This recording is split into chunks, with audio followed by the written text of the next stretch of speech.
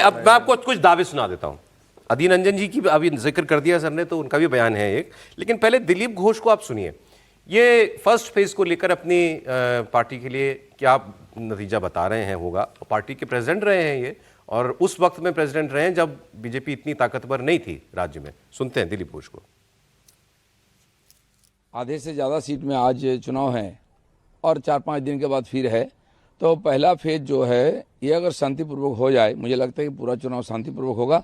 और उसके लिए जो भी करना है, मैंने अदालत से लेकर चुनाव कमीशन तक सरकार की तरफ से और प्रयास हो रही। यहाँ जो एंटी सोशल को अरेस्ट किया जा रहा है उसके पीछे ममता बनर्जी खुद हैं, उसके लिए उनको बहुत दुख है। क्यों अरेस्ट किया जा रहा है?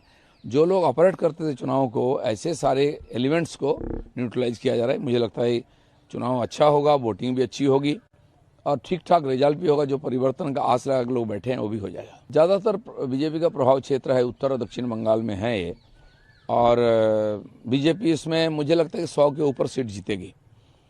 मोटा मोटी जीतने का एक प्रकार रास्ता साफ हो जाएगा यहाँ से।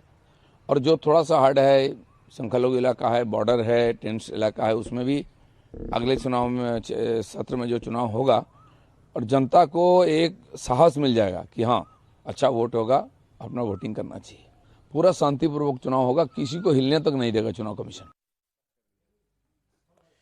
तो दिलीप घोष जी की माने तो पहले फेज में ही जो है बीजेपी जीत पक्की कर लेगी अपनी सर।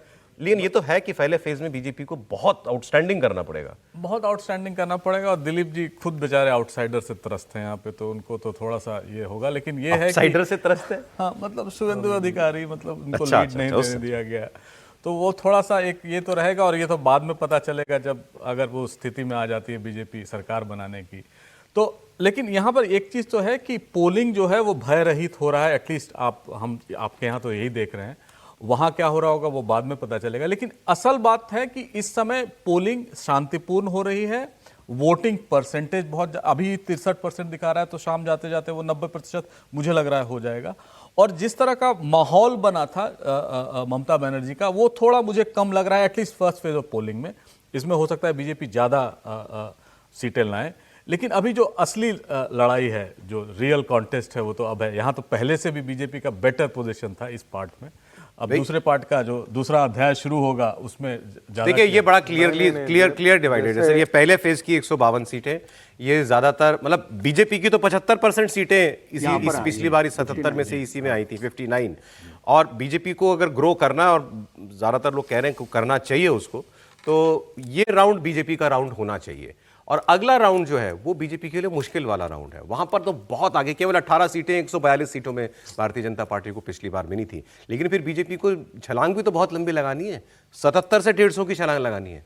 आप सोचिए, जस्ट डबल करना है उसको। तो जस्ट डबल करना है तो दोनों जगह डबल करना पड़ेगा। तो यहाँ पहले फेज में कितना चले जाएंगे, कितना 59 से आप कहाँ दुगना करेंगे, मतलब 120 सीट लानी पड़ेगी उसको इतना पहले फेज में। तो तब जाके अगले राउंड में जो मुश्किल राउंड है वहां पर शायद कठिन सवालों के जवाब ना भी दे पाए तो कोई दिक्कत नहीं होगी सर।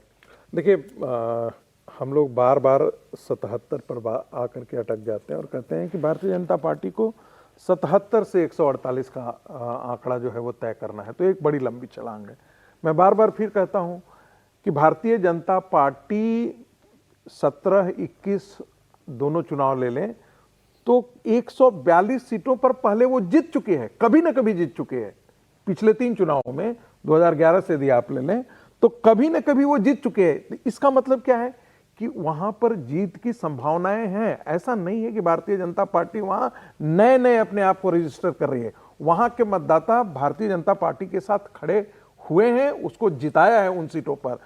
तो 142 यदि आंकड़ा पर वो मान लेते हैं कि वो सारे 142 भारतीय जनता पार्टी 2026 के चुनाव में निकाल ले जाती है, तो कोई दिक्कत नहीं मुझे लगता है कि उसमें भारतीय जनता पार्टी के होने वाली है। एक छोटा कमेंट सर, ब्रेक का समय हो जाएगा त्रिपाठी जी। नहीं देखिए, जब ये वाली बात होती है ना तो मैं हमेशा फिर याद आने लगता है हमको त्रिपुरा, याद आने लगता है हरियाणा, याद आने लगता है महाराष्ट्र। ये मतलब भारतीय जनता पार्टी ने जो शिफ्ट किया है, अगर उसको हम एक लाइन में समझें, क्योंकि हम मतलब उसमें हम सब शामिल हैं कि हम ये बात करते हैं कि हिंदू तो वोट करेगा नहीं, हिंदू तो कुछ चला ही जाएगा, वो सिर्फ हिंदू वोटर की बात कर रहे हैं। नेशनल पार्टी को कैसे वोट होता है, अगर आप उसको समझें और नेशनल मूड क्या है, इन दोनों को अगर समझें तो नेशनल पार्टी के तौर पर सिर्फ एक पार्टी है जिसका नाम है भारतीय जनता पार्टी। इसीलिए हम लोगों से असेसमेंट पे कभी कभी गड़बड़ होती है। और फिर मैं कह रहा हूं, जब 2011 में ममता जी ने कम्युनिस्टों को पलटा था तो कहां किसको लगता था, या त्रिपुरा में जब पलटाया था तो क्या लगा था, इसीलिए थोड़ा कठिन हुआ। लेकिन भारतीय जनता पार्टी शायद उस थ्रेशोल्ड को क्रैश कर चुकी है।